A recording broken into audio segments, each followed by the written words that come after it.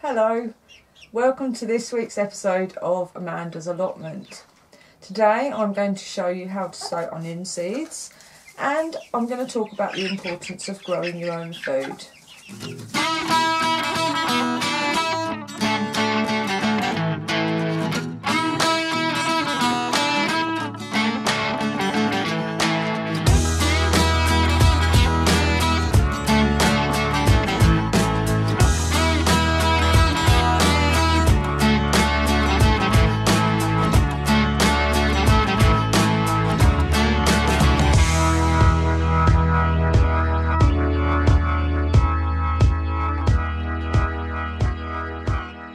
Okay, so what I've got in here is some very dry seed sowing compost.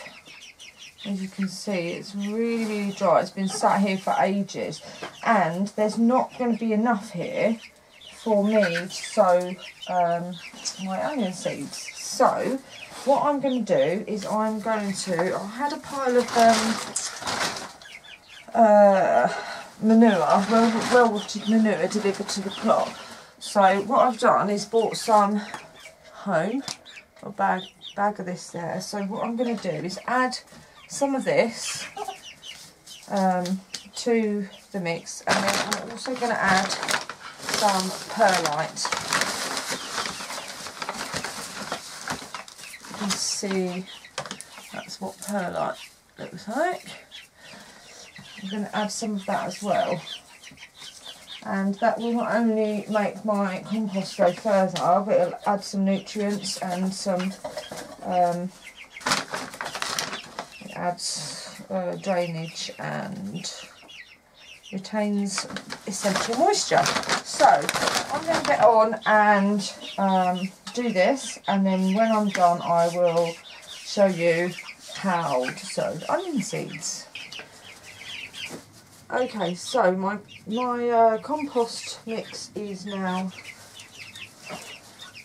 as you can see, there's a bit more of it than there was. And what I've done is just filled one of these seed trays, cell trays here, with the compost, and then just used another one like this just to pat it down so we've got no air gaps in there. Now the first one I'm going to be sowing today is an onion called Exhibition, and these onions are often grown for show. However, I won't be growing mine for show, I'm growing mine to eat. So it doesn't really matter if they don't get huge, as long as they're big enough to eat. Put it into the packet.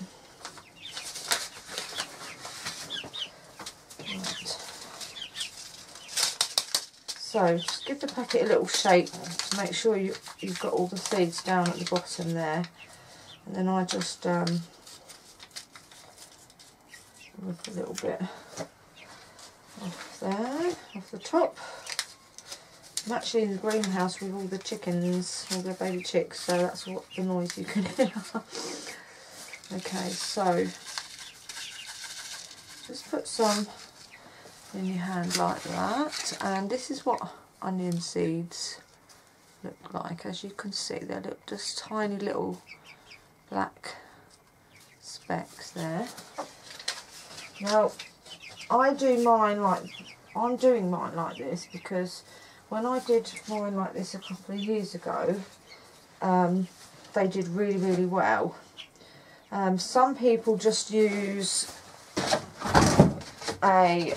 just one tray like that and then sprinkle them all over and then separate them, which is what I did last year, but they didn't do as well. So I'm going to go back to my original way of doing it, but you can do it in just a seed tray like that. So I'm just going to take one seed per cell. You can see, you probably won't be able to see them in there because they're so close to the colour of the actual soil. So all I'm doing is just dropping one seed. You can do one or two, but I'm just going to stick to one seed per cell, like so. Just pop it sort of in the middle-ish.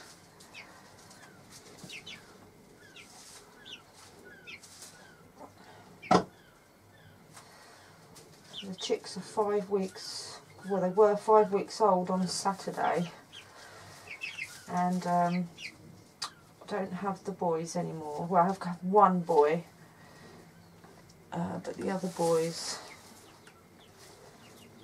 are, I'll just put 2 in that one, are gone now, which was really, really difficult for me, and I almost cried. But I had no choice because you can't have more than one boy. So, I think these cells hold 27. I'm going to do 2 of these. But for the minute, I'll just...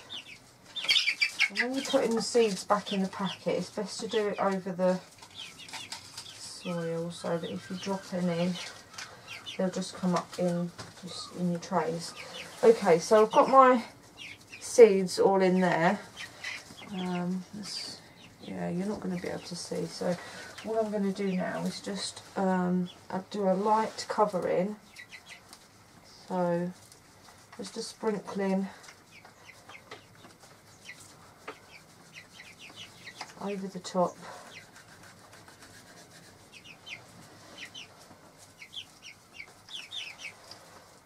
Quite easy to do with this because it's quite dry. So it will need a good watering.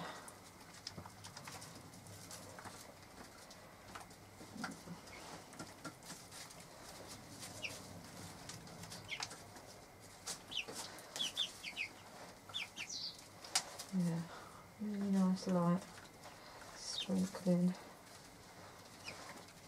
Yeah, and then just pat it down again, make sure there's no air gaps. That needs a little bit more.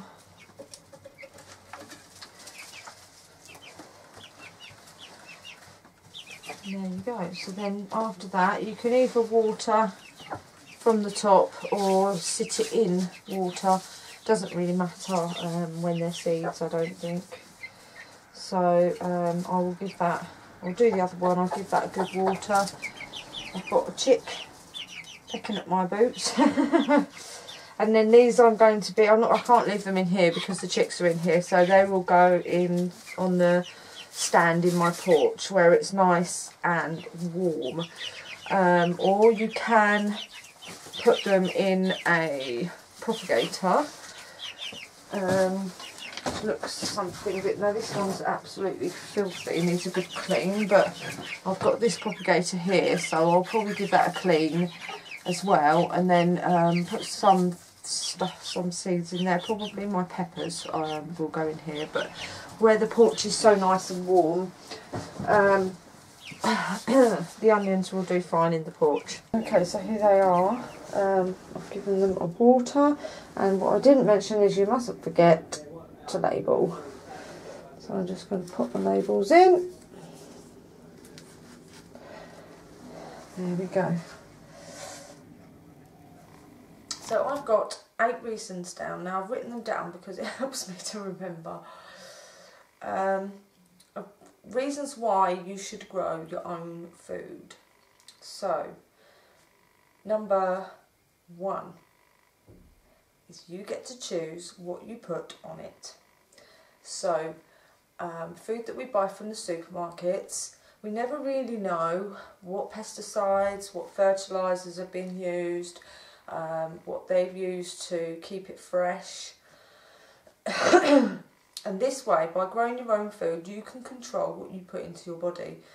So I'm trying to go as organic as possible. Now, I can't call myself organic because I use slug pellets. So, but with regard to pesticides and fertilisers, well, pesticides I don't use, fertilisers obviously. I try and use all organic fertilisers. Well, actually I do use organic fertilisers, I don't use anything that's not organic. So, number 2. So it tastes better and fresher.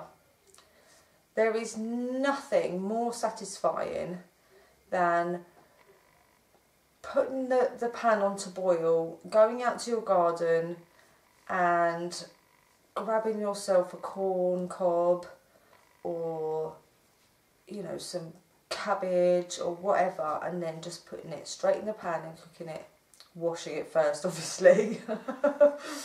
But it's that, you can't get any fresher than that, and the taste is absolutely amazing. So, number 3. It encourages you to eat more fruit and vegetables. Now that definitely is true for me. I mean, not everybody doesn't eat fruit and vegetables, but it's so easy today to just, with our busy lives as well, it's a lot easier to just go to the supermarket, grab a ready meal, or a pizza or something, chips, you know, takeaway food.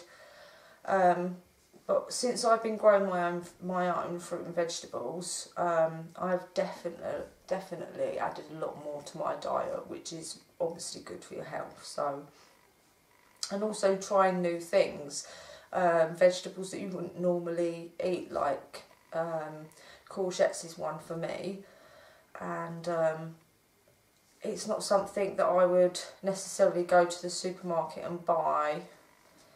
So where I've been growing them, I have eaten a lot more of them. So number 4 is you get the satisfaction of watching it grow.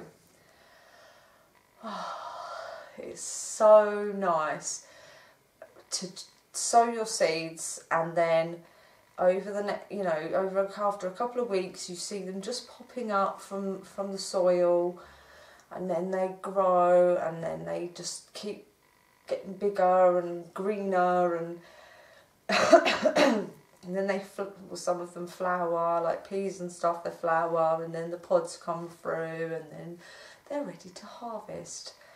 And you get to see that in slow motion. It's so rewarding. Number 5. You can get the kids involved and teach them new skills. Now, I absolutely love having my granddaughter come down to the allotment and help me sow seeds, harvest. She really enjoys coming down and getting involved, and you can teach them where food comes from and how to grow it. You teach them about the earth and about how things grow, and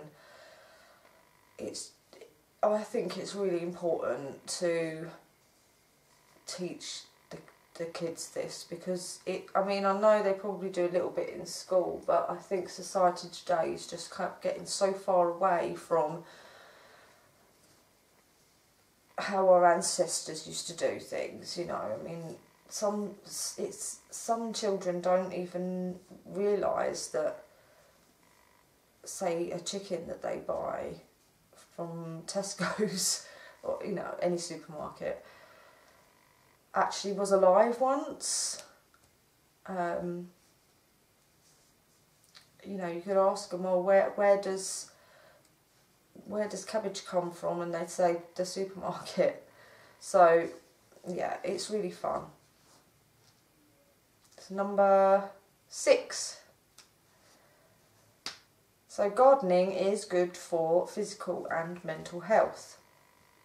Obviously, it's good for your physical health because you're getting out into the fresh air and exercising through digging. You know, you're using all of your muscles to do the gardening, planting seeds, hoeing, whatever it is that you're doing, watering. It's all good physical exercise, and obviously it's really good for your mental health as well, which I am going to do a separate video on that subject. So number 7 is you learn to enjoy cooking and find new recipes, and that's something that's definitely true for me. I've not always been very good. I mean, I can cook, but sometimes most of the time actually, I just can't be bothered, and I honestly can't think of what I could have to eat. So where I've been growing my own fruit and vegetables, I will harvest something, you know, and you've got this glut of food and you think, right, what can I do with it? So, you know, you get on Google or dig out your recipe books and find something new that you haven't tried before.